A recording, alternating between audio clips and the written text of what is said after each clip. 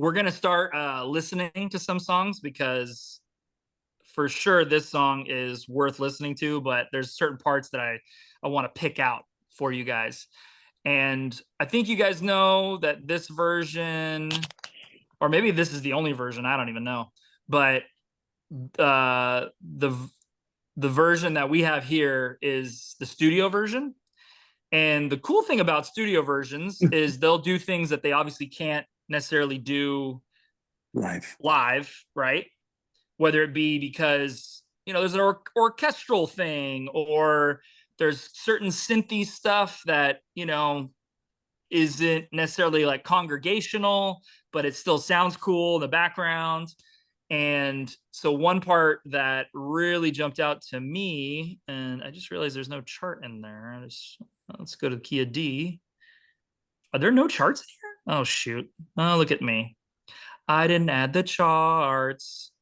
Let's go to services. Once again, this is what you guys should see. Look at all these confirmed things. Okay. So we have the order. We have Fear Is Not My Future. Once again, I did these songs in an airport during like a 9-over layover. It was great. It was like the best and worst thing ever because I'm sitting there going like, well, I got to chart all these songs out. So here we go. Yeah, good time. But actually, I don't want to look at the numbers, or sorry, the notes. I want to look at the numbers, which I should have right here. Okay. All right, now let's see if we can play it. Okay, so you got the verse 2, chorus, verse 3. That's a very interesting thing. They add, it's almost like a double verse, but they add chord changes after the first time. But then this third verse is just the one, just kind of building on the one. So nothing too crazy. Here's where I want to kind of listen. This interlude, very specific to the bass, but sounds super tasty in the mix of the song. So let's make sure we have this. We're gonna go D actually. And I'm guessing it's this one. Let's find out. Oh no, this is bass. I'm gonna go over here. Thank you guys for dealing with my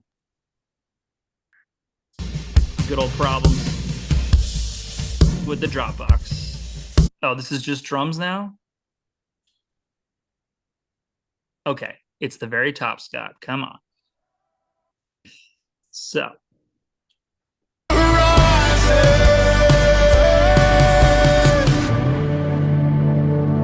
Hopefully it still plays.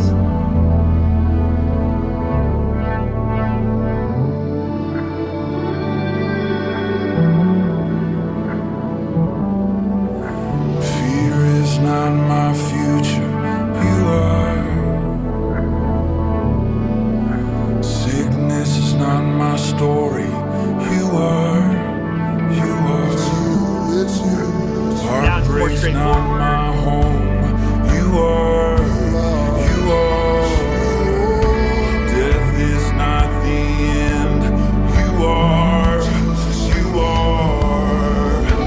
Fear is not my future. So yeah, so then it builds from there. So I don't know if you guys have noticed that part. It's very quick, nothing crazy, but it's a studio thing. And just the great thing about it though is if you were to do that with a team in a live worship experience, people would catch on like, whoa, they're actually doing it like the record, like the studio version. And it could be something you keep doing and keep building, but 9 times out of 10, you're going to go back to this the 3, 3, 4, 5, 6.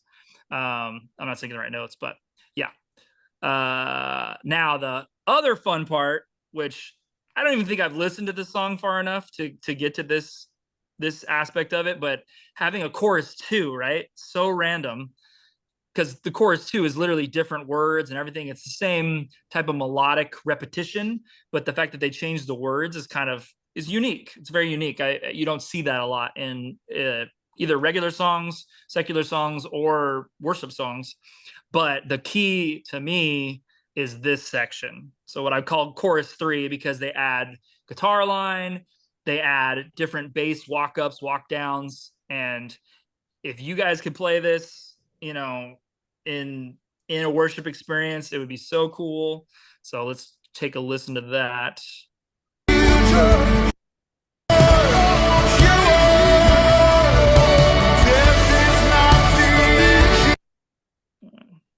My story is you. And goodbye fear, goodbye guilt. So normal, goodbye right? Shame. 6-5-4. Goodbye pain, goodbye grief. It's a new horizon. It's a new horizon. Our line. Goodbye guilt, goodbye Bass part. shame. Goodbye pain, goodbye grief. Different pitch bass line. Goodbye fear, Rock it out. goodbye guilt, goodbye shame. Goodbye pain, goodbye grief. It's a new horizon. Yeah, goodbye fear, goodbye guilt, goodbye shame.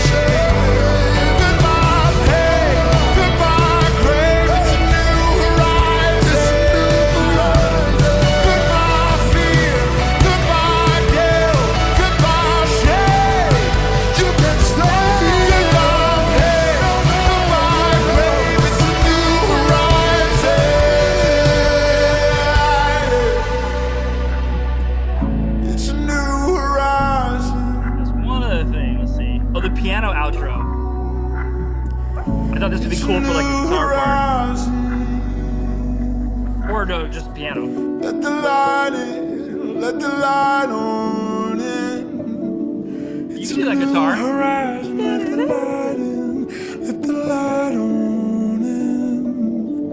It's a new horizon, let the light in, let the light on in. It's a new horizon, let the light on. These little nuggets, man. Like, I don't know about you guys, but yeah, that stuff speaks to me. I'm like, take me somewhere, right? Either in worship or just life and music. But man, that song definitely impressed me after kind of breaking it down and just checking out different aspects. So, and I will add those other charts. My bad. I try to do it all. I promise.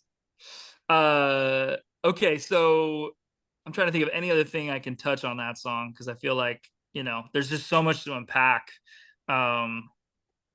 That either that middle section there, that bridge, is it the bridge section? No, the second version of the chorus. The bass is doing like an octave pedal kind of thing, but obviously if you had a bass and guitar playing it at the same time, it would sound like an octave pedal because they're obviously different octaves. And yeah, I don't know. Have you guys played something like that? Like not a mashup necessarily, like of a secular song with a cool guitar part, but just those little things, those little like it only happens once in this one section of this one song. We're gonna do it together though. We're gonna take the time to learn it and really nail it,